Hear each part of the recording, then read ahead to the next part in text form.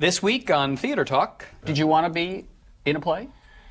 He thought this was a movie. I thought it was another TV show. Theater Talk is made possible in part by the CUNY TV Foundation.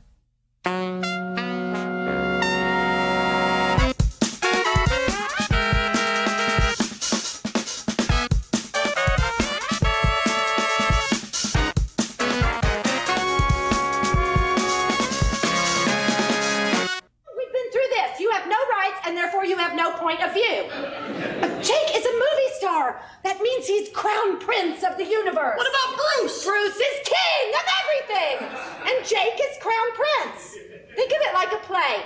Bruce is Richard III, and Jake is Henry V. And you are spear carrier number 7. From New York City, this is Theater Talk. I'm the show's producer, Susan Haskins. And I'm Michael Riedel of the New York Post. For those of you who dream of a career as an actor, you may change your mind after seeing Theresa Rebeck's very funny new comedy, The Understudy, now at the Roundabout Laura Pels Theater. This is a terrific play about life in the theater, very funny, very scathing, put together by a wonderful friend of mine, Theresa Rebeck, who's been on the show. I think this is your third time, darling? I'm told 4. 4 by times? Susan. Yes, but I think the first time I was just on a panel. You're a more maybe 3.5. you are a more prolific playwright, I think, than Shakespeare. How many plays are you up to now? You know, I don't know. You don't count? I don't count. I'm kidding. He has 75 under his belt. I'm still nipping at his heels. So. well, welcome to Theater Talk. And this very funny play is funny because of a very, very strong, very good cast. We are also joined tonight by the brilliant Julie White, a Tony Award-winning actress. Playing in this play a less than glamorous part for you normally, right? You're a stage manager. Yeah, but I don't normally play glamorous people. Well, I remember you famously as the glamorous, high-strung agent. Yeah, she was a little bit And glamorous. you're the woman with all the shoes. Yeah, but Theresa wrote that. She wasn't that's glamorous. right. She was actually sort of a glorified waitress. But you look glamorous. Yeah. Slumming into the stage. And she's got to balance these two kind of egomaniacal actors in this play. Justin Kirk, who is a regular on Weeds. That's true. Right? Yep. In fact, the star of it, as you say. I'd like to think so. And a terrific performer who's been in Love, Valor, Compassion, Any Given Day, and very, very good in Old Wicked Songs. And making his stage debut, almost stealing the play. Whoa. Wow. He said almost. He said okay. Almost. Earmuffs. Is a genuine TV star, Justin. Mark Whoa! Paul. Another earmuffs again. Earmuffs again. Sorry, Michael. You gotta give him. Warning. Give him warning. A genuine TV star, Mark Paul Gosselaar, who I must say is very, very good in the play, and it really is your stage debut. Yeah. First time. All right, Theresa, just give a sense for people who haven't seen the play, what this play is about, and what got you thinking about sort of setting up a world that I know you love, the theater. It's about an understudy rehearsal. A lot of people don't know what goes on in those understudy rehearsals, and I think that they're sort of fascinating in there. And the play, I think, explores this, and there's sort of the beauty and the futility of the entire enterprise, because in fact the understudies are rehearsing virtually to never go on. And the play is a 2-man play written by Franz Kafka, undiscovered Kafka masterpiece. It's on Broadway, and the stars of it are 2 giant action stars. And the stage manager, played by Julie, is running the rehearsal. And one of the action stars has a yen to play the other part, and so he's agreed to stand by for that part. And so they hire one understudy to come in, and that's played by the wonderful Justin Kirk. Have you ever understudied before? No, I've replaced. So it's a similar thing where you're watching the play without being in it to prepare, and then when you go on, it's a horrifying experience. Yeah, don't they generally rehearse understudies sort of with a stage manager or something like that? You just run the lines and then you throw them into... Yeah, but since Mark Paul's character is officially standing by for the other one, he's there for because that would be how we would do the show if he wasn't there. And your character's in an interesting position, Mark Paul, because he's an action star, but he's not the top tier action star. And he's kind of waiting for his career to be advanced a little bit farther. So there's a little desperation in what he's doing. Well, I think it's so cliche They're to say, all but losers. the grass is always greener. It's cliche He to only say, makes but 2.6 million a picture. 2.3. 2.6. That might, That would be better. Might be better, after agents and lawyers and taxes. But yeah, I mean, he's an action star, but would like to get meatier roles. You're always striving for something that you don't have. We do that as actors. I do that. I mean, I don't want to talk about it. Yeah, it's a lot about yearning and disappointment. I mean, it's a comedy, but everybody in this play is yearning for something. That's right, and also, Julie, your character, she's the stage manager, but she was an actress once. Yeah. So she's still in the theater. She can't really get away from the theater, but is it difficult for her to, not be on the stage anymore, to watch these young guys take off and have a good time? Yeah, I think so. I'll tell you, there's something about the play that feels like almost like a fable about how you keep going despite setbacks. And I think that Roxanne had a big setback in her personal life that was such a rejection that she couldn't take any more rejection. So it's like, I can't be an actor anymore. I want a little more control in life. But like all the characters in the play, there's this great love for the theater. Even though I get to look right out at the house at the end of the play and say, I hate theater. I hate this. I am never doing this again. CBS. Oh, sorry. We'll get the Elaine Stritch dispensation. Yeah.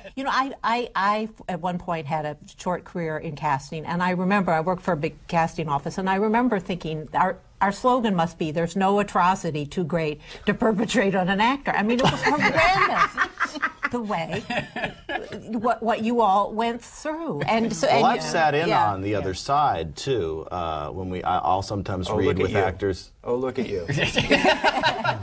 Mark Paul's been submitted for my television show, and he almost got it. I think he came in for the casting director, right? And then I said I didn't think he was right for it. I thought it was very good. But I've been on the other side and seen them come in. It's just horrible all around for the energy of coming in and begging for the job. It's very difficult to act when that's exactly. And then on the other side, you're trying to be as nice as you can to the person coming in. And all that was great. That was fantastic. And they walk out, and then people say, "Well, you guys certainly don't like the way her face looks." Yeah. Well, that wasn't me. I never said that. Well, you guys have all reached a certain point in your careers where we hope that doesn't happen to you anymore. But do you have any memories of when you were starting out, of sort of the humiliation of being an unknown actor and some of the things you had to... I read for this. Really? Yeah. Really? I went in and read for this. I mean, these two didn't, but I had to go in and fight. So how many people did you see for his part? And was he the first choice, or was he like second or third choice? I know I was in. There was a couple floating. I know there was a couple. Look, there was a very famous production at Williamstown. I'm sorry, which none of them will let us forget. We call it the legendary Williamstown. Right. Since everybody else already has. Who was in that one? And Bradley Cooper played his part. Right. And then Bradley is off being a movie star now. Yeah. And so we were recasting the part, and we saw about 30 people for it. And I was surprised. When Scott, the director, Scott Ellis, was out in Los Angeles, we saw a bunch of people in New York, and then Scott was working, I think, on Weeds, and he was out in Los Angeles, and he said a lot of great people are coming in, and people actually said, Mark Paul Gosselaar's coming in, and we were all like, really? Mark Paul Gosselaar's coming in? And then he just gave a brilliant audition. Did you want to be in a play? He thought this was a movie. I thought it was another TV show. And then you got your first roundabout paycheck, and you realized. Wait a minute. And I had to give most of it to equity to get my card. To get his equity card. Actually, I'm only making one last payment, and I'm starting to get my full check. Your $400 Yeah. He did not have to join equity, and he did out of some sort of noble sense of community. Yep. Mm-hmm. He wanted that he could have star waited for his next to show his to name. join This the character in so many ways. So did you have any interest in doing plays? I mean, you have the whole TV background or movie background, of course. I've been lucky enough to be on cable the last 2 seasons, so the schedule helps a little bit. Mm-hmm. We're not doing 9 months out of the year on a television show. After the 9 months, you don't want to do anything. I want to spend time with my family. Cable, 5 to 6 months. Mm-hmm. So I'm off for the winter. I'm with New Representation. They're very savvy in the theater community. They represent Julie, and they said you should read for this. It's great playwright, great director, great cast. These two were already on board. and just go in and read, have fun, and that's what I did. I didn't put much thought into it, but Good, because Jake, that's perfect for that. but it wasn't. It just I'm not familiar with the community, so it wasn't. I didn't walk in with a bunch of anxiety because I was reading for Scott and Theresa, and I just went in and had fun. And that's always the way. And I was very honest with Scott. I mean, I don't know if he ever told you, but I told him. I said, "This is my first play." Yes, Scott reported it back. I think he's never even read a play. Well, that's not entirely true. I may not have gotten through them, but it doesn't mean that I didn't start them. Let me ask you guys honestly, though, when somebody from television or movies comes in, do you have any sense, you know, a big movie star's coming in, taking jobs away from real theater actors? Sometimes I hear that complaint from the real. Well, that's what the play's about. Yeah. Do you feel that? Really? I don't believe in that. You know, maybe if they brought in like one of the Lakers to be in a play or something. It'll happen. But actors are, just because an actor, you know, has become successful in some other medium, doesn't mean that they, you know, weren't in theater when they were younger, or even so, Mark Paul, who's never done theater, but he's certainly a veteran actor and knows, you know, his way around some lines. He knows how to take stage. He knows how to talk. And, well, and he was acting professionally at like age 12. Yeah, exactly. When did you start doing that show? When you were 12? I have to say, he was on a sitcom in his youth. Yeah. And you were a teen heartthrob, is reported to me by. and those sitcoms, you have to learn all the lines, and you have to project, and you have to hit your laughs. You don't it's have to very. project. You don't? Just because Not really. Because you're not really playing. They're sort of But I broke the fourth wall away. because I talked to the camera on my show. We did. We had about 300 people. I mean, I worked on those. But things you did. For You a had second. that book breaking that famous of Zach Morris, and I would talk to the people. To the camera. So I always broke the fourth. So I had to be comfortable with the audience. I like how you pretend you've vaguely heard of this, but then you know his character's I've done my name. homework. No, she's at home. Do you want him to sign your DVDs when we finish? What was the name of the show? I missed it. Saved by the Bell. Oh, right. So, but I'm curious, are you under any pressure when you're writing for a place like The Roundabout to write with an idea of having a big name in your cast now? Do you feel that as a playwright now, that you've got to have a big name in to sell the tickets? I write plays that I believe in. I write plays. I don't write them for theaters. It is true that now larger cast plays. I would like to write a play with many more characters, but I don't have the clout in the community to make that happen. You know, like someone like Tony Kushner could do that, but most theaters will not produce a play. That's more than three or four people. I hope it's not 3 or 4, but I think it is maybe 6 or 7 is considered a big cast play now. Now, when you say most theaters, are you talking about? I mean most theaters. Most theaters. Oh. Yeah. And do you find it when you take the play to them, you meet and talk about the play? Is there always, you know, there's a list of the stars that we want to get? Stars seem to be all over the place now and seem to be driving a lot of the productions. They don't make it a condition. Actually, it has happened to me that it was made a condition of doing the play, but it was not at the Roundabout. The Roundabout loved the play and said, you know, they wanted Julie. Yes, I wondered, did you have Julie in mind when you wrote the play? Yes, I did. Yeah. She's sort of in my head all the time. She lives down the street. She's not throwing rocks up at her office. What are you writing for me? So at what point Come on, I haven't worked in 6 months. I need a play. It's really bored. So you can pretty much guess that she's in there. And we did a reading of it for the Roundabout, and Todd, you know, loved the play and committed to the play. So that when it turned out that the other 2 actors who had been in that production at Williamstown could not go along with it, there was never a question of you better get some stars or we're going to pull But luckily you did. Yeah. Okay. Going back to but I have had at a different theater. I have had a producer say to me, "If you can't land that star, I'm not." I mean, it was very shocking to me, and I had to actually call the literary director and say, literary manager of the theater, and say, "Is this actually what's being said to me? That I have to land this?" And it wasn't even like a star for the part. It was one guy. And it was up to you, the writer, to land? That's what they said, to land? Did you do it? I did it. But I actually said to this literary director, I said, all right, run this by me again, because this is new to me, in the shenanigans that happened in the New York theater. Is this what's going on? And I said, I have to land this particular actor, and he said, well, that would be the crass way of putting it. And I was like, don't want to be crass. Do you want to name the actor, the producer, and the play? I don't actually want to do that for you on the air, but I might do it for you over drinks. Thank you very much. There's a lot of, in this play, you do this wonderful bit about the disparity of money that actors are dealing with. Your character needs money, and that's why he's taking this job. Your character has a great deal of money, but then you're talking about characters that even make, but the relativity that most actors are just scraping by. Yes. And then there's the few that make so much that they have no reality. And then I think there are a lot of people in America who have so much money they have no reality. Yeah. That's something that I'm starting to think about more and more. I think that money has become very peculiar in our culture. So that's maybe the next. So people play. have to go see the play to hear your banana speech. I think that. All yes. right. But the question is, though, going back to some of the themes in the play, we touched on this earlier, and I wanted to ask you, Julie, before you really made it, was there ever a sense of, this is a profession that can be really humiliating for you, to hit the auditions all the time, to not get things and not know why you're not getting things? I mean, just give us a sense of your struggle in the business.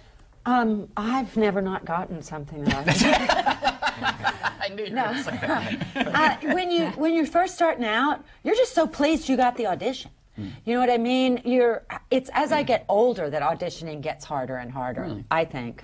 It never gets easier, but I guess when I was first starting, I expected to not get it. You know what I mean? So it was always just such a, when the phone call came that you got it, it was like, yay, I can't believe it, oh my God, they picked me. And now I'm a little infuriated. You actually have to walk into I'm mad that I have to audition, A, and then B, I'm pissed off at myself if I'm anything less than, stellar. It's just, I don't know why. It does seem to get harder. But do you agree, Justin? Yes. Really?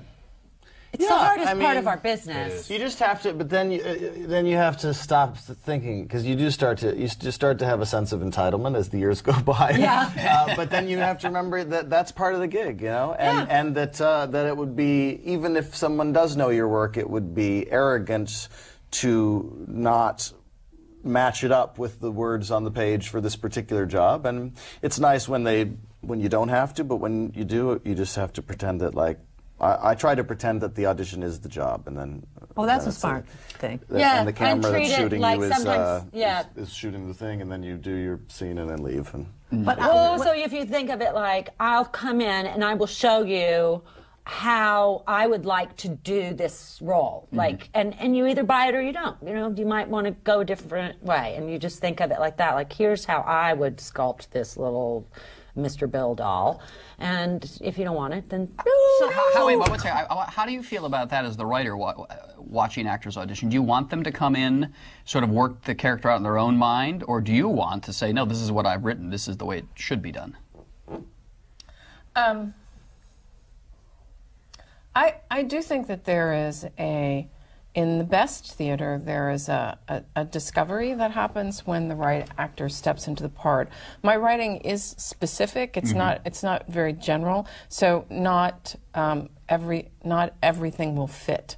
Do you know what I mean? Yeah. I think that these three are exceptionally beautiful in the roles, and I'm very fortunate. And actually, for me, what is important is that it be well performed, and listen, I like celebrity as much as anybody. In my play, we call it visibility. He has a certain degree of visibility, and if you think about it that way, it does attract attention in a way that hopefully it puts a shine on things. I mean, I like every night after the show, people are excited to see them come out, and there's a kind of happiness that contributes to what's going on in this play. I find it extraordinarily difficult when I'm being asked to cast somebody who I don't think could deliver the part, and I think that I think directors and writers are trying hold the line on that. I was never asked to compromise in any way, either in terms of in this production. Well, you couldn't have gotten a better cast. I mean, no, Mark Paul, you were a child when you started auditioning. How old were you when you started going out? Auditioning? Yeah. Probably 6, 7. So when you were 6 and you would get rejections, well, I mean, how did you process it? Do you remember? You have any memory of how you processed that? I'm still going to therapy, thank you. I used to remember feeling not right going, you discussed this, that you will walk in and go, why am I here? Yeah. And I would do that at a young age. Yeah. I wasn't the kid that would say, oh, this is great. I get to go and perform. Was you have a stage mother? I did, and she, they would, you have to go in. You have this audition. You got to go in. And I would go in, and I'd look at a kid and go, he's going to get it because he's the character. And I would think like that even at a very young age. I obviously still do that. I walk in most things and go, I'm not right for this. Why am I here? And I end up doing it, and they go, no, you were good. But do they give it to you? Sometimes. Yeah, every once in a No, every once in a while Sometimes, you're wrong. But a lot of times I can come in and suss it out. And then sometimes, especially TV, you'll go in and go, oh, you're not casting this. You're not actually going to cast this now. You're not casting this today. Like you're not going to hire anybody today. Oh, yes. Even if they came and We're brilliant. shot sparklers out their nose. Because something in the process is not actually gelled. You're not really ready to shoot this. You don't really have a go-ahead, so this is just... No, that's why when she says even seeing the 30 actors... I guess I didn't do that. Sometimes I think... Elaine Stritch. Yeah. But sometimes they're wasting... I used to feel casting, they bring in, 50 actresses, and I think they're wasting these people's time. They just wanted to terrible. be busy and feel like the project was moving. Yeah. And actually, it's not. Oh, this is depressing. All right, we always got to wrap up. Any true sort of horror stories of auditions for you, or horrible rehearsals, anything like that? Because this play deals with all these issues. I've blocked them out. The rehearsal for this, for me, was, I must say, was the worst part of the process. Why was that? Absolutely. He now claims that he was very nervous and freaked out. We couldn't tell that one iota. Oh my God! I would go home and drink myself silly, and As opposed I must to say now. that. Well, of course, now I'm happy in drinking. There's a difference. But why? Was it really? It was horrible. I really had a tough time with it because I was struggling. I coming from television background, and I've done film, but we never had stretches of a month of rehearsals where every day you're given a performance, and every day you have to give something. There were times where I didn't want to give, and I didn't want to make a mistake in front of them. As an actor, I don't like to make mistakes. I like to feel that I know the character, and I don't want them to have to comment like, "Oh, boy, did you see what he just did there?" That's part of the process. Did that. Oh, we did that. But that's part of the process. We still do that. It's okay now. I'm comfortable with the notes that you're given from the director. I don't get notes when you're on a TV show. I mean, the directors are afraid of the actors. Because we've been on the show, and then a new director comes in and he's going to give you notes. Yeah. I would love a note, but this was notes on notes on notes. And they would have long discussions, and we would be like, okay, we're just... And it was really difficult for me, the rehearsal process. Did you feel that they were kind of leaps and bounds ahead of you, Absolutely. having been, And we were not. You were too. Completely In my were mind, not. you were. I read some interview where you said that we showed up with totally memorized on the first day. Yeah. And no. I had this discussion with Julie about this too, and you said, I never listened to Scott when he says not to look at the lines. Right? Scott gave me a note. He says, I want you to, I want you to be familiar, but don't memorize, don't really get into it, because we're going to work on it in rehearsal. Table read the first time, these two are just, I've never laughed so hard in my life, was their table read. And I'm thinking, what have I done?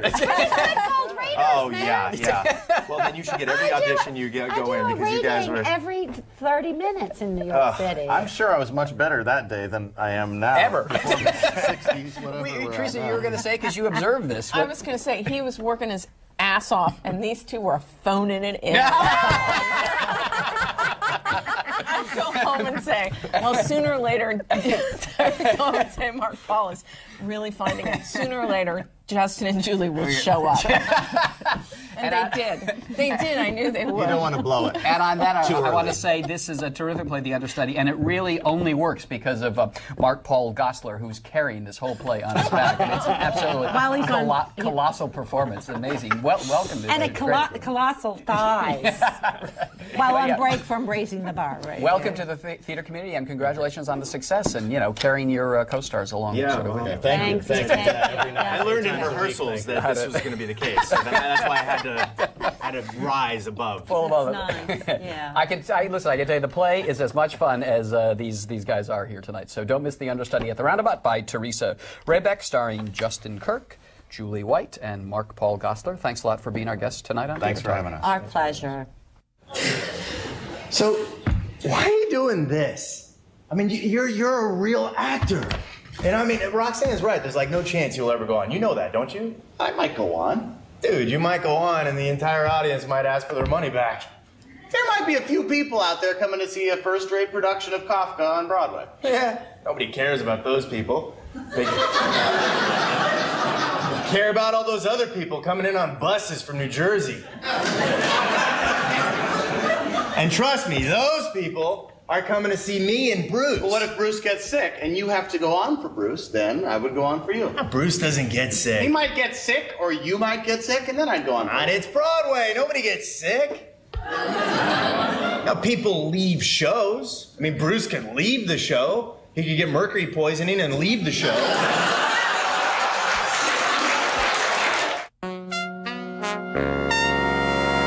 Our thanks to the Friends of Theater Talk for their significant contribution to this production. Theater Talk is made possible in part by the Frederick Loewe Foundation, the Eleanor Naylor Dana Charitable Trust, the Alan S. Gordon Foundation, the Cory and Bob Donnelly Charitable Fund, Carrie J. Fries, the Dorothy STRELSIN Foundation, the New York City Department of Cultural Affairs, and the New York State Council on the Arts, a state agency.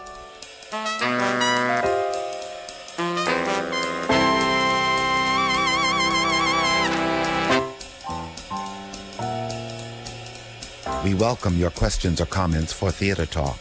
Thank you and good night.